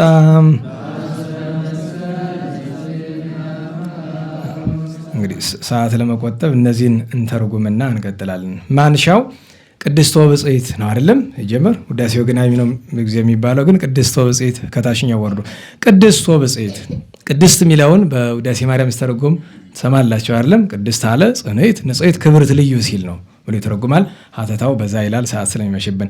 ብጽዕት አለ ብጽዕት ባለው ንዕድ ክብርት ብሎ ወይም የተመሰገነች ብሎ እና በልሳነ ኩሉ ዘነፍስ በልሳነ ኩሉ ዘነፍስ ማለቱ እንዴት ዋላችሁ? ለሁለት ለሶስት ያስተረጉማል። ዘነፍስ በማለቱ በነፍስ ሕያው ሆኖ በተፈጠረ ፍጥረት፣ አንድም ዘነፍስ ባለው በክርስቶሳውያን በሚያምኑት በልሳነ ኩሉ ዘነፍስ። ስብሕት አለ የተመሰገንሽ፣ ወቡርክት አለ መርገመ ሥጋ መርገመ ነፍስ የሌለብሽ በአፈ አብዮ ንዑስ። አንድም ስብሕት ወቡርክት ባለው በታላቁም በታናሹም አንደበት ስምሽ የሚመሰገን ነው። ማርያም ድንግል ዘአውደኪ ሞገስ፣ ድንግል ማርያም አንቺ ሞገስ ከቦሽ የሚኖር ሞገስ በዙሪያሽ ያለ ወይም በጥሩ አነጋገር ሞገስ የሚለው መድኃኔ ዓለም ክርስቶስን ነው። የእርሱ ክብር ከአንቺ ጋር ያለ ነው። ተሰመይኪ ስምረተ አብ፣ የእግዚአብሔር አብ ምኑ ተባልሽ? ስምረት ምንድን ነው? ፈቃድ አይደለም? እንዴት ዋላችሁ? ልጁን አንድያ ልጁን እንድትወልጂ የአብ ፈቃድ፣ አብ የወደደሽ ተባልሽ። ወማኅደረ ወልድ ክርስቶስ፣ የክርስቶስ ወልደ እግዚአብሔር ማደሪያ ተባልሽ። ወምጽላለ ዘቅዱስ መንፈስ፣ መንፈስ ቅዱስ ደግሞ የሚጋርድሽ ወይም የእርሱ ማረፊያ ሆንሽ። አሰርቱ ቃላት በአጻብዕ ለተጽሕፋ፣ በእግዚአብሔር ጣት። አሁን በነገራችን ላይ በእግዚአብሔር ጣት ተጻፈ ሲባል እግዚአብሔር ወርዶ በጣቱ እንደዚህ አድርጎ ጻፈ ማለት አይደለም። በስልጣን እግዚአብሔር ማለት ነው። አንሰ አወፅ አጋንንት በአጽዋዕተ እግዚአብሔር ይላል አይደል? በእግዚአብሔር ጣት ያለው በሁለት ይተረጎማል። አንደኛ ጣት የምን ምልክት ነው? ስልጣን። ሁለተኛ አጽዋዕተ እግዚአብሔር ያለው ለምን ተረጎመበት? ቻችን በትምህርተ መስቀል ብለው እና በአጻብዕ ለተጽፋ በስልጣን እግዚአብሔር 10 ትእዛዛት የተጻፉ የጻፈ እምላዌ ወላዌ ለስጋኪ አስተሳተፋ፣ ባሕርየ መለኮቱን ካንቺ ጋር በማዋሃዱ የክብሩ ተሳታፊ ያደረገች ማርያም ድንግል መራውተ ጽድቅ ዘእደኬፋ፣ ድንግል ማርያም ሆይ አንቺ የእውነት መክፈቻ የመንግሥተ ሰማያት መክፈቻ ተብለሻል። መገኛሽ ደግሞ የቅዱስ ጴጥሮስ እጅ ነው። በጴጥሮስ እጅ ያለች የመንግሥተ ሰማያት መክፈቻ አንቺ ነሽ። ተስፋ ተስፋ ይኩነኒ ተስፋ 3 ጊዜ ደጋገመው ልመና ለማጽናት ነው። ምን ጸውዖ ስምኪ ዘአልቦ ዘለፋ፣ ያንቺን ስም መጥራት ዘለፋ የሌለበት አለ። በነገራችን ላይ የማይነቀፍ ነገር በሃይማኖት ያለ ነገር አይነቀፍም አይደለም። ጸውዖ ስምኪ ዘአልቦ ዘለፋ ማለት ያንቺን ስም መጥራት ዘለፋ የለበትም፣ አያስነቅፍ አያስወቅስም። ምክንያቱም አባቶቻችን ምን ይላሉ? በታምረ ማርያምም እንደተጻፈው ኃጢአተኛን ሰው ፈርዶ ሲኦል ሊጥለው ሲል በእመቤታችን ስም ሲዘክር ስሟን ሲጠራ ይኖረ ከሆነ የእመቤታችን ስም እንደማይተም ሆኖ አካሉ ላይ ይታያል፣ ነፍሱ ላይ። በዚያ ጊዜ መፍረዱን ይተዋል ጌታ። የእመቤታችን አማላጅነት ተቀብሎ ይመራዋልና እና ጸውዖ ስምኪ ዛሬ አንቺን ስም መጥራት ዘለፋ የለውምና ይኩነኒ ተስፋ ያለው እሱ ተስፋ የሆነ ቀዲሙ ዜና የሆነ አብ በይወጣ ደህና ዋላችሁ። እግዚአብሔር አብ ቀድሞ በየውጣ በኦሪት ትእዛዙን ነገረን። የውጣን አባቶቻችን ለብዙ ተርጉመውታል። የውጣ ማለት ምንድን ነው? እዝል ቅጽል የላት ይላል አይደለም? የውጣ ነጠላ ነገር ግን የውጣ ለብዙ ቢያስተረጉም የውጣ የተባለች ወደኋላ ቢተረጉሙ በምስጢረ ሥላሴ ትተረጉማለች። ግን ወደ ኦሪት ብንመጣ የውጣ የኦሪት የመጀመሪያው ትእዛዝ ናት ብለዋል አባቶቻችን። ምን ትላለች? ኢታምልክ የውጣ ናት። ስንት ናት ኢታምልክ? እንዴት ዋላችሁ? አንዱና ግን ሙሉ የቤተ ክርስቲያን ሕግ በሙሉ አማን ላይ ተንጠልጥሎ ያለ እሷ ላይ ነው ያለ። እሷ ናት ሁሉን ይዛ ያለች። እሷ ናት የሁሉ ሕግ ሁሉ ራስ እሷ ናት። ኢታምልክ ናት እና አብ የውጣ ሕግሽ ተጽፋ በእደ አልፋ ወቤጣ አልፋ ቤጣ በተባለ አምላክ ሕግሽ ተጽፏል። የብሉይ ከአዲስ ማነጻጸሩ ነው። ማርያም ድንግል ለሐዘነ አዳም ተውላታ። ድንግል ማርያም ለአዳም ሐዘን የሐዘን ቅያሬው ምንድን ነው? ደስታ ነው አይደለም? ለሐዘነ አዳም ተውላታ። ለምን? ከ5 ቀን ተኩል በኋላ ከልጅ ልጅ ተወልጄ አድናለሁ ብሎ ስለነገረው አዳም ያገኘው ሐዘን ነው። ደስታ ያገኘ በማን ምክንያት ነው? በእመቤታችን ለሐዘነ አዳም ተውላታ አለና ፍሬ ጸሎቴ ከመይቅስ ማንበጣ የጸሎቴን ፍሬ እንግዲህ አዝመራ ታርሶ ተዘርቶ በቅሎ ስንት ተደክሞበት የአንበጣ መንጋ ይመጣና እምሽክ አድርጎት ሄደ። አንበጣ ያለው ማን ነው ከተባለ ሰዓት ለመቆጠብ ለሁለት እንተረጉመዋለን። ወዲህ ውዳሴ ከንቱ። ዋናው ግን አንበጣ የተባለ ጋኔን ነው። ፍሬ ጸሎቴ እንዲህ ወደ አንቺ ያደረስኩትን የጸሎቴን ፍሬ ከእግዚአብሔር ደረሰ ዋጋ እንዳታመጣ ከመይቅስም አንበጣ ጋኔን እንዳይበላት በውዳሴ ከንቱ በምንም አሳቦ እንዳያስቀርብኝ ምን አለ? በሐጹረ መስቀል ህጹሪ አፍአ ውስጣ። ያቺ የኔን ጸሎት በውጭ በውስጥ በምን አጥርነት እጠሪያት አለ? በመስቀል። ለምን? ምክንያቱም ሰይጣን የማይቀርበው ነገር ምን አለ? መስቀል። ታውቃላችሁ አይደለም? ነፍሳትን ቅዱሳን ሲያማልዷቸው ካማለዱ በኋላ ለክርክር እንዳይመጣ ስግድ ቅድመ መስቀል ይሏታል። ሂጂ ወደ መስቀል፣ በጌታችን ፍርድ ዙፋን ላይ ሁልጊዜ መስቀል አለ እንድታውቁት፣ ለመስቀል ስገጂ ይሏታል። ሚካኤል ነው እንደዛ የሚል። ለምን ይባል? ለመስቀል ከሰገደች በኋላ በሰማይ ከቶውኑ ሰይጣን መከራከር አይችልም። አሁን ዘግቶ ነው የሚሄድ። የለም እዛ በኋላ ክርክር የለም። ለምን? መስቀሉ ላይ የነበረውን ነገር እንዳትረሱ ተናግሮ የለ መስቀል ጋር የተያያዘ ነገር በሙሉ ጌታ ያንተ ነው፣ እኔ እዚያ ውስጥ ክርክር አይገባም፣ ውሰድልኝ ብሎ የለ እዚያ ላይ ያው ምንድን ነው የሚሰማኝ? እነዚህ ናቸው የሚቆረቁሩት። ነገ እንድታስወጡልኝ እነዚህ ዛሬ ዝም ብያለሁ። እና በሐጹረ መስቀል ጽሬ አፋ ውስጣ አንቲ ውእቱ ንጽሕተ ንጹሐን እምጌጋይ ከበደል ከኃጢአት ንጽሕት የሆንች ብቻ ሳይሆን ከንጹሐን ሁሉ ንጽሕት የሆንሽ አንቺ ነሽ። ድንግል ሪት ወለተ ንጉሥ አባይ የተመረጥሽ ድንግል ሆይ የታላቁ ንጉሥ ልጅ ነሽ አለ። ታላቁ ንጉሥ ማን ነው? በጥሬ ዘር ቢተረጉሙ ታላቁ ንጉሥ ማን ነው? ቅዱስ ዳዊት ነው አይደለም? በምስጢሩ ታላቁ ንጉሥ ማን ነው? እመቤታችን የእግዚአብሔር ልጅ ናት አይደለችም? ወልዳዋለች እንጂ እኮ ዙሮ ዙሮ ምኗ ነው? አባቷ ነው። የፍጥረት ሁሉ አባት አይደለ? ለእመቤታችንም መድኃኔዓለም አባቷም ጭምር ነው። ልጇ ብቻ ሳይሆን በስነ ፍጥረት በፍጥረት ሕግ አባቷ ነው። እና እንደዚህ አለ። ወለተ ንጉሥ አባይ ድንግል ሪት ማርያም ድንግል ዘአውደች ፀሐይ እመቤቴ ድንግል ማርያም ፀሐይ የሚከብሽ አንቺ ነሽ ማለቱ እንተ ትለብስ ፀሐይ ያለው መተርጎም ነው። ፀሐይ ጽድቅ ክርስቶስ ስላደረባት ነው። እና ዘአውደች ፀሐይ ስመሪ ግዝቴ ማይሌተ ብእሲ ነዳይ። አይ ይሄን የደረሰው ሰው ራሱን ነዳይ ብሎ ይጠራል። አሁን በጥሬ የሚተረጉም ሰው ይሄ ሰው ገንዘብ የለው ማለት ነው ይላል። እና ገንዘብ እያለው ይሄን ድርሰት ይደርሰዋል። ነናዋላችሁ ገንዘብ ያለው ሰው ድርሰት መድረስ አይችልም። ዛሬ በጣም ጥሩ ትምህርት አመጣሁኝ። እውነቴን ነው። መንፈሳዊ ድርሰትና ገንዘብ አብረው አይሄዱም። ምክንያቱም አንዱን ተማውቃ አለባችሁ። እንዴት ዋላችሁ? አታስታውሱም? ቅዱስ ኤፍሬም ወደ ቅዱስ ባስልዮስ ሄዶ ምን ለብሶ አገኘው? ወርቅ አይደል? ለመንፈስ ቅዱስ ሁለት ግብር አለው። ወታዘበው ልቡ ለኤፍሬም ከመ ባስልዮስ ሥጋዊቱ ይላል። ቅዱስ ባስልዮስ ግን ለክብረ ወንጌል ያደረገው ነገር እንጂ ያ ወርቅ የራሱ ነው አይደለም። አየህ፣ ቅዱስ ኤፍሬም ግን ትክክል ነው። ለመንፈስ ቅዱስ ሁለት ግብር አለው። ለምን? ወርቅ ብር የሚወድ ሰው ላይ መንፈስ ቅዱስ ምን ሊያደርግ ይመጣል? አስቀድሞ በወንጌል አልነገረንም? ይትክሉ ተቀኔው ለክልያ ጋይስት ይትክሉ ተቀኔው ለእግዚአብሔር ወለንዋይ ወይ አንዱን ትጠላላችሁ አንዱን ትወዳላችሁ ብሏል። እና ገንዘብ የሚወድ ብቻ አይደለም፣ ገንዘብ የሚያስቀምጥ ሰው ትርፍ ገንዘብ የሚያስቀምጥ ሰው ደራሲ መሆን አይችልም፣ በተአምር የለም። እና እንደዚያ ብሎ የሚጠይቅ ካለ የሰው ነዳይ ነው እንዴ? በደንብ እንጂ እምሽክ ያለ ነዳይ ነዋ። ግን ነዳይ የሚል ራሱን በትትና ነው። በስጋ ከሆነ ይሄን የደረሰው ማን እንደደረሰው እስካሁን አላወቅኩም። ጥንት የነበረ ድርሳን ነው እንድታውቁት። ይኸው ታትሞም አለ፣ ከህትመቱ ነው የምናነበው። በጣም ጥንታዊ ነው። ከመልካ ውዳሴ ጋር አብሮ አባ ጊዮርጊስ ይሆናሉ ወይም አንድ ሆን አላወቅኩም ገና እናጠራለን እንደራሲውን ግን እዚያው አብሮ ስላገኘን የአባ ጊዮርጊስ ይመስላል። ነዳይ ማለቱ ግን በጽድቅ በትሩፋት ግን ሀብታም ሊሆን ይችላል እና ምን አለ ስመሪ ግዝቴ ማይሌት የብሲ ነዳይ እችን ምስጋና እኔ ድሃው ምስኪኑ ያቀረብኩልሽን ውደጅልኝ ተቀበይልኝ አምሳለ ጽጌ ዘስኩ በላይ አለ። ላይ ምንድን ነው አረ እንዴት ዋለች አንተ ጋር ማን አንተ ማምጡ እንጂ ቀይ ምን ግምጃ አሁን ዘስኩ በላይ ብሎ ያለበት ምክንያት ምንድን ነው? አሁን በቤተ መንግስትና በጥንቱ ስርዓት ነበረ። አሁን ታሪክ የሚያስተርክ ነገር ማለት ነው። እዚያ ላይ ሆኖ ታስሮ የሚቀር የሆነ ነገር ሲቀር ከላዩ ላይ ቀይ ሐር ወይ ቀይ ክር ታስሮበት ይሄዳል። የራሱ አለው ነጭ የሚታሰርበት ቀይ የሚታሰርበት አለ። ያንን ማለት ነው። ታሪክ ሌላ ጊዜ እናወሳለን። እና ምን አለ አምሳለ ጽጌ ዘስኩ በላይ የኛውን በተቀጸል ጽጌ ጊዜ መያዣ ያበጃሉ። እዚያ ላይ ይሄን ቀዩን ግምጃ ወይም ደግሞ ቀዩን ሐር ላይ ያደርጉበታል። ከውስጥ መሰኪያ አለቻት። ከዚያ ላይ ምን ይሰካበታል? ጽጌ ይሰካበታል። ያለማን የሚቀርብ ነው? ለንጉሠ ነገሥት የሚቀርብ አማህ ነው። ክቡር ነገር ነው። በጣም ተከበረ ነገር ነው እና ለዚያ ነው ልክ እንደዚያ ተቀበይልኝ ነው። ምክንያቱም እንደዚህ አድርጎ ያመጣው ንጉሠ ነገሥቱ አክብሮ ነው የሚቀበለው እሱን ማለት ነው። ተረድታችኋል ነው? ልመልሰው ሰዓት ሄዶባችኋል። እግዚአብሔር መድኃኔዓለም የደራሲውን የድርሰቱን የእመቤታችን በረከት ያሳድርብን። እንግዲህ ዛሬ በጣም ሰዓት ገፋ አድርገናል። ታሪክ አብዝተን ነው። የሥላሴ ቸርነት የእመቤታችን ጣዕመ ፍቅሯ የቅዱሳን በረከት ይደርብን።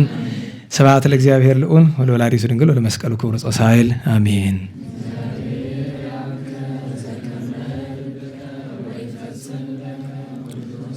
አሜን።